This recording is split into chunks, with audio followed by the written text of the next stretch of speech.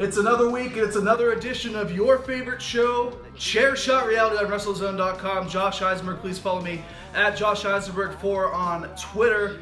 I'm happy to kick things off this week about the big story of the week. Don't hinder Jinder, swipe right, this isn't delete. Jinder Mahal is the new #1 contender for the WWE World Championship, and he will face, most likely, almost 100% sure, Money in the Bank Shorty, what you think, Randy Orton at WWE Backlash in a handful of weeks. I want to be really quick and really brief with my opinions of this. I said a lot of it on my reaction articles that you can see on WrestleZone.com. I like it. It's going to be interesting to see what they do in the next 5 or 6 weeks to make me a believer in what they're trying to do with Jinder Mahal. But in addition of the Bollywood boys makes me think that Jinder Mahal's plans are not just for 3 or 4 weeks, that they're looking to establish and develop some sort of stable to reach the Indian market. I already know what Labar is going to say about the Indian market and how it's huge and how they've been trying to do it for so many years to capitalize into that area. So I'll let Justin talk more about that in a few minutes here when we toss it to him in studio. But I want to tell you this, Jinder Mahal is a guy that has worked his ass off, has gotten back to WWE, and yeah, he's had a bunch of squash matches on WWE Raw, but look what Zack Ryder did before becoming the United States Champion. He was basically a joke. They gave him an opportunity and he succeeded. Now Zack Ryder has fallen back down that ladder a little bit, but I like Jinder Mahal because I think he's different, he's refreshing. Would I have picked Jinder Mahal out of 10 other people on the SmackDown roster to face Randy Orton? No, I wouldn't. I would have given it to probably Luke Harper or maybe Sami Zayn or Baron Corbin before. But what SmackDown is doing is having their established guys resurrect that mid-card title, the United States Championship, which is held by Kevin Owens, and I'll have a Kevin Owens and AJ Styles feud. Do they really, really need the World Championship around their waist right now? Or would it benefit Jinder Mahal a lot more and see if he can sink or swim if he had an opportunity at the World Championship? People are buzzing. People are talking. That's what this is all about. And WWE did a really good job at surprising us and giving us a reason to maybe tune in next week. You might not think he's the best option, but he's a new and fresh option. WWE SmackDown has been called the land of opportunity.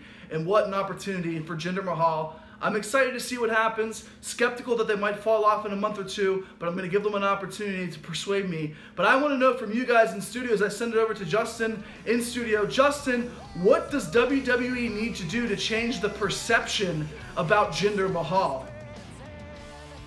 Thank you, Josh. LeVar, Juice, let's get into it. Jinder Mahal, the top. Jinder Mahal will win the WWE Championship. Coming out of the gate hot. Coming out of the gate hot. You have nothing else to say. Mic drop. Don't drop the mic. Look, it's not crazy to think. It's going to happen. I mean, it makes sense. Obviously, the Indian factor. I mean, the big. The Indian factor. What are you laughing at? It's the 1.3 billion people in India. What? Nothing. Anyway, I think the fact that they've been doing billion Scott. We get it. We get it. Every time this comes up, where they have 2 pay-per-views like every couple weeks, and it's like random stuff. It's kind of filler almost. It doesn't surprise me that Jinder was a choice here. And I like the fact that they brought the Bollywood boys up. I think because it's a group. What are they calling them now? The Singh brothers? Is that what we're going with? I guess. I think the Singh brothers. Well, the Singh brothers. I think they're gonna help him win. I think that's just gonna. It's that simple. Well, he doesn't have to hold it until SummerSlam. And the Singh brothers are the key to the big argument, which is okay. Here's a guy who's just lost for years and years on TV over 2 different runs with WWE, but it's not like he won straight up. That would have made no sense. He got help from 2 other guys and a match against 5 other people so they can all cancel each other out. So perception-wise, it's okay, but they are moving forward until we get to presumably Backlash.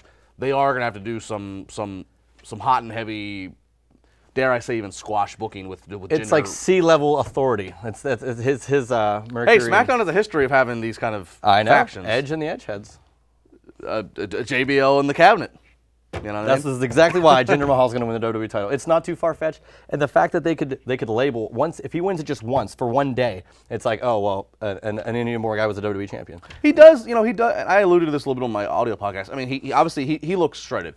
You can make the jokes you want to make, but until he ever gets caught or actually proven that he's done anything wrong, I'm not saying he has, but until that happens, all you can say is the guy looks awesome. He's been vocal about how he's cleaned up his diet, cut out alcohol, all this stuff. So, I mean, here's a guy. Maybe if you did that. If I cut out alcohol, I would be shredded like him too. I'd be bulging out of this David Allen wardrobe. But until that point comes, he's capitalizing on a second chance at WWE. But let's talk more real quick about what really needs to be done for the perception. He has presumably a faction now, but what do we need to see for the next couple weeks so we get to Backlash? I think what has to happen? He definitely has to have some more wins and one-on-one competition against he can't just beat random guys. He's got to have some maybe Sami Zayn. Is that too crazy? Him to beat Sami Zayn one-on-one? And folks, that's Sami Zayn's role. And Sami Zayn's role is he's the guy you all love, but he's going to lose to who they need to push. And this is all it's long-term booking for him. Sami Zayn's going to keep losing, and then he's going to randomly come up and he's going to win a title, and it's going to finally be that he'll answer your question of why is he the underdog because he keeps freaking losing, and it'll finally win. I'll tell you what, I like Jinder's promo too. I was going to say it was very blunt. But it was kind of.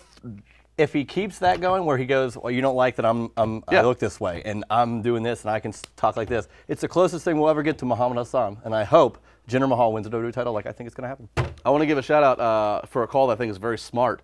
On my audio podcast, Wrestling Reality, which is presented by Ticket King, we often have one of the Ticket King VPs, Drew Baydala, who's also done a little bit of wrestling training himself, and Drew brought up a very good point. There's another guy who would fit right into this cast who's not being used, Daivari. And Arya Daivari. So they should get the Sean Daivari back and actually do Muhammad Hassan.